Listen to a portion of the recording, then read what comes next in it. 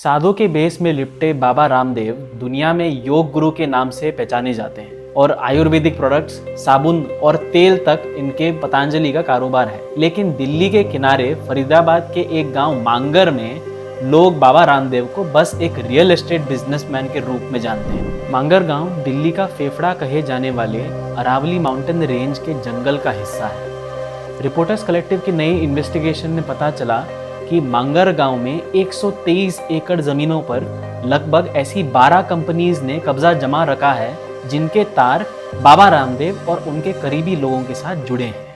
इनमें से आधे तो शेल कंपनीज हैं जो सिर्फ ऑन पेपर कंपनी कहलाती है लेकिन व्यापार 1 रुपया का भी नहीं करती। ऐसी कंपनीज जिन्होंने केवल ज़मीन की सेल और परचेज करके 365% तक का प्रॉफिट कमाया। आयुर्वेदा और होम्योपैथी से जुड़े एक भी काम इन कंपनीज द्वारा नहीं किए गए, जबकि वो इसी काम के लिए बनाए गए थे। मांगर गांव फरीदाबाद डिस्ट्रिक्ट में पड़ता है। इस तरफ दिल्ली एनसीआर का फैलाव होने के कारण ज़मीन की कीमतें बहुत ज़्यादा हैं। ये गांव अरावली का हिस्सा होने के कारण फॉरेस्टेड यानी जंगल है, लेकिन इसके बावजूद इसे सरकारी कागज़ में फॉरेस्ट नहीं घोषित किया गया। इस वजह से रियल एस्टेट के बिजनेसमैन के लिए इधर व्यापार करने का रास्ता खुला हुआ है। बाबा रामदेव का पतंजलि ग्रुप भी इसी इलाके में, इसी धंधे में मौजूद है। सबसे ज़रूरी बात है कि ये बिजनेस करने का रास्ता एक इम्पोर्टेंट सुप्रीम कोर्ट के आदेश के बावजूद खुला रखा गया। सुप्रीम कोर्ट ने 1996 में एक आदेश दिया था कि जमीन किसी की भी नाम हो मगर वहां जंगल है तो सरकार को उसकी सुरक्षा करनी ही पड़ेगी।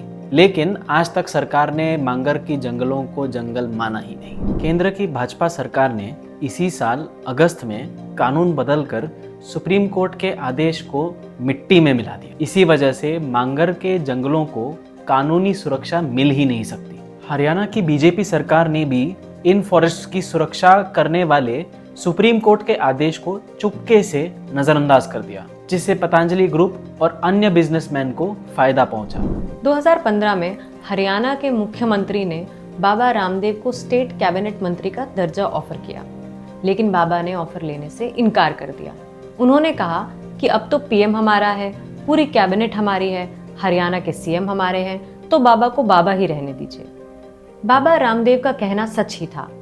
सरकार की पॉलिसीज इस तरह काम कर गई कि मांगर की जंगल जमीन जो सुरक्षा के घेरे में आनी चाहिए थी वो सुरक्षा के घेरे से बाहर रही और पतंजलि से जुड़ी कंपनीज इसकी खरीद फरोख्त करके मुनाफा कमा गई। और इससे शुरू हुई एक व्यापार की कड़ी, एक लेन देन। जो कंपनियां आयुर्वेदिक प्रोडक्ट्स बनाने के लिए बनी थी वो अब रियल एस्टेट का बिजनेस करने लगी। हमारी इन्वेस्टिगेशन से पता चला कि पतंजलि से जुड़ी इन शेल कंपनियों का बिजनेस फॉर्मूला एक ही है। जैसे एक कंपनी का नाम है पतंजलि कोरोपैक प्राइवेट लिमिटेड।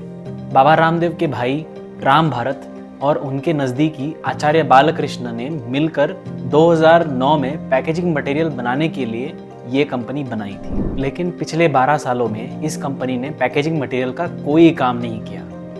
ये कंपनी असल में ज़मीन की खरीद बिक्री कर रही है। कंपनी दस्तावेजों में पाया गया कि आचार्य और उनकी 2 कंपनी से कुल मिला के 5 करोड़ रुपए पतंजलि कोरोपैक प्राइवेट लिमिटेड में ट्रांसफ़र किए गए। 1 लाख रुपए से शुरू की गई कंपनी को कुछ ही सालों में 15.5 करोड़ रुपए की संपत्ति हो गई। इसी तरह बाबा रामदेव की एक और कंपनी है कंखल आयुर्वेद प्राइवेट लिमिटेड। ये कंपनी 2006 में बाबा के करीबी आचार्य बालकृष्ण और स्वामी मुक्तानंद द्वारा बनाई गई थी। कागज पर यह कंपनी आयुर्वेदिक रिसर्च, होम्योपैथी और एलोपैथी दवाइयों के निर्माण और बिक्री के लिए बनाई गई थी, लेकिन बिना ये काम किए ही कंपनी अमीर बन गई। 2009 से 2011 के बीच कंखल आयुर्वेद ने मांगर में 43 एकड़ से अधिक जमीन खरीदी।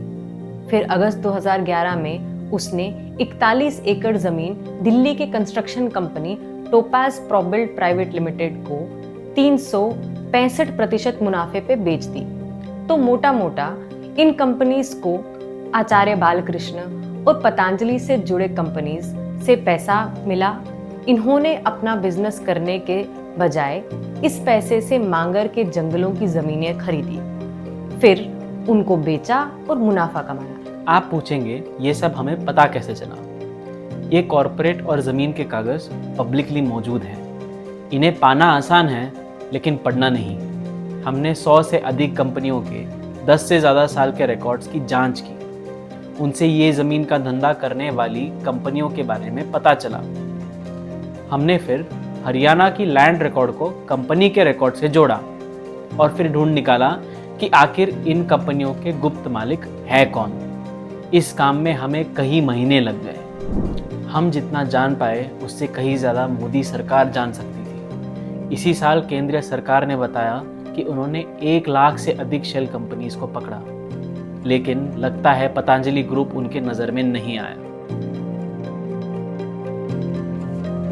हमारी पूरी इन्वेस्टिगेशन पढ़ने के लिए आप हमारी वेबसाइट www.reporters-collective.in पे जा सकते हैं। ये स्टोरी अंग्रेज़ी और हिंदी में उपलब्ध है। स्वतंत्र पत्रकारिता को सपोर्ट करने के लिए हमारी वेबसाइट पे जाएं और डोनेट करें।